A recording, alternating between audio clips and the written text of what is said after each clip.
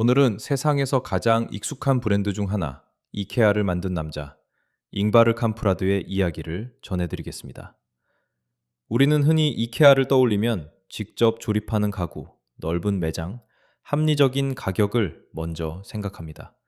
하지만 그 익숙한 시스템 뒤에는 한 번 벽에 막히면 완전히 다른 길을 만들어 돌파해버렸던 한 창업자의 집요한 생존 본능이 숨어 있었습니다.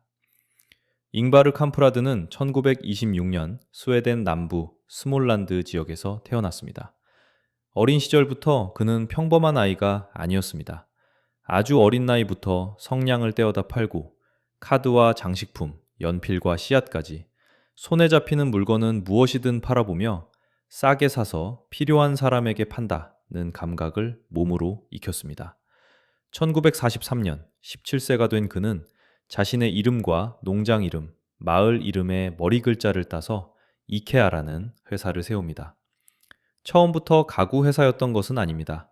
당시에는 만년필이나 생활용품 같은 작은 상품들을 우편 주문 방식으로 판매했습니다. 그런데 사업의 흐름을 바꾼 것은 뜻밖에도 의자였습니다.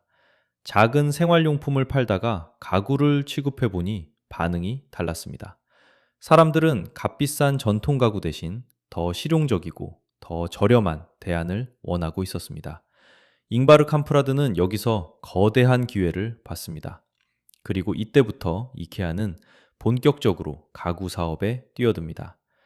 그는 단순히 물건을 파는 데서 끝나지 않고 더 많은 사람이 감당할 수 있는 가격이라는 기준을 끝까지 붙들었습니다.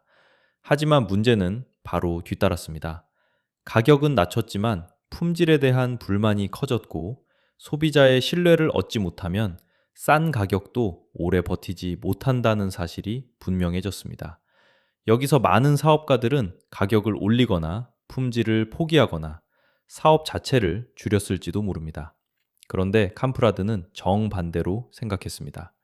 고객이 카탈로그만 보고 주문하는 구조로는 한계가 있다면 직접 보고 확인할 수 있게 만들면 된다고 본 것입니다. 그래서 그는 통신 판매와 전시장을 결합하는 방식을 밀어붙였습니다. 카탈로그로 관심을 끌고 쇼룸에서 제품을 경험하게 하고 주문과 배송을 연결하는 구조였습니다.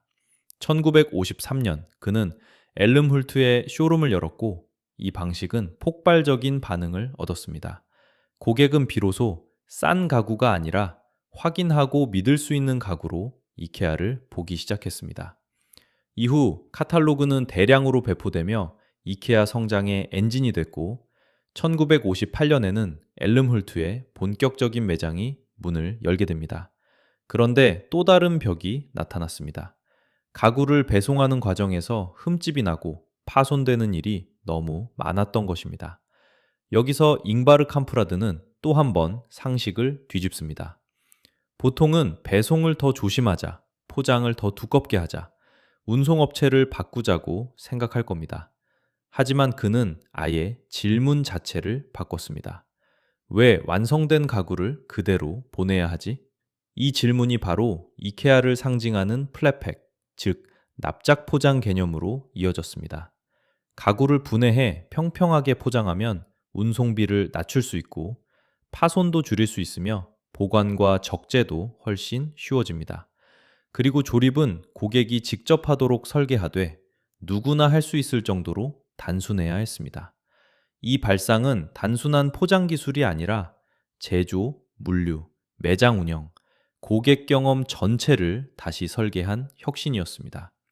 이케아 역사 자료도 플랫팩이 단순한 포장 방식이 아니라 회사의 혁신적 비즈니스 모델의 중심축이었다고 설명합니다. 하지만 사업이 커질수록 더 큰 장벽이 생겼습니다. 이케아의 가격은 기존 가구업계의 위협이 됐고 스웨덴의 일부 공급업체들은 거래를 중단하거나 사실상 보이콧에 나섰습니다. 다시 말해 고객은 늘어나는데 정작 팔 물건을 안정적으로 확보하기가 어려워진 것입니다. 이 시점은 많은 기업이 성장세를 잃고 주저앉는 순간이기도 합니다. 그러나 캄프라드는 여기서 국내의 익숙한 공급망에만 매달리지 않았습니다. 덴마크와 다른 지역으로 눈을 돌렸고 결국 폴란드라는 당시로서는 매우 대담한 선택지에 주목했습니다.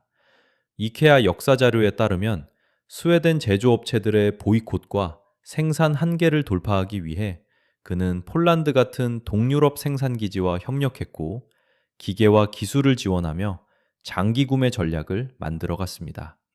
냉전의 긴장 속에서도 그는 누구도 당연하게 생각하지 않았던 길을 사업의 돌파구로 바꾼 것입니다.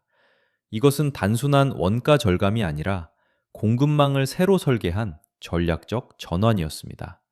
이 선택은 이케아를 완전히 다른 차원으로 올려놓았습니다. 값은 낮지만 품질은 떨어질 것이라는 편견을 깨고 오히려 좋은 디자인과 기능, 그리고 낮은 가격을 동시에 추구하는 브랜드로 자리 잡게 만든 것입니다. 이케아는 이후 많은 사람들을 위한 더 나은 일상이라는 철학 아래 형태와 기능, 품질과 가격 사이의 균형을 끊임없이 다듬어 갔습니다.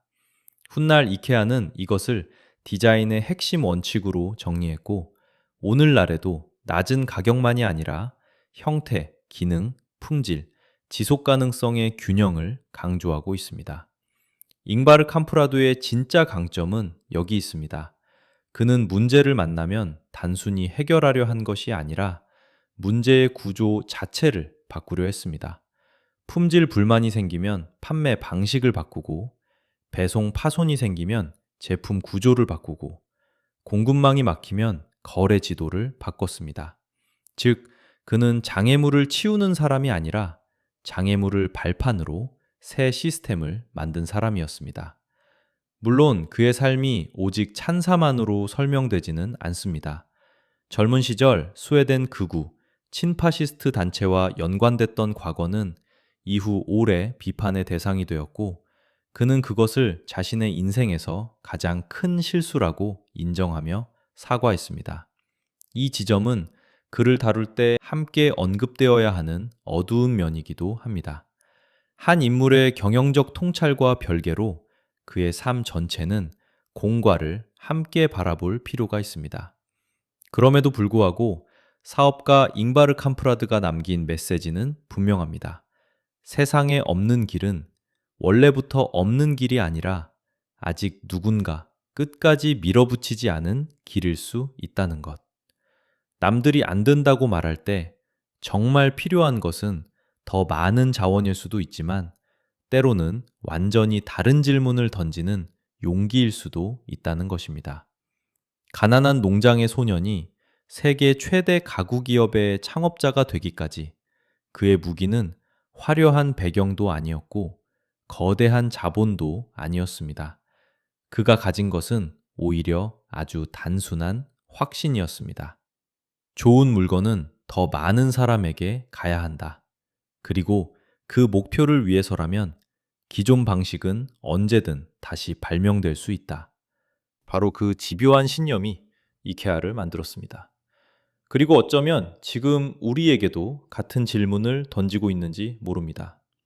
지금 내 앞의 문제는 정말 막다른 길일까?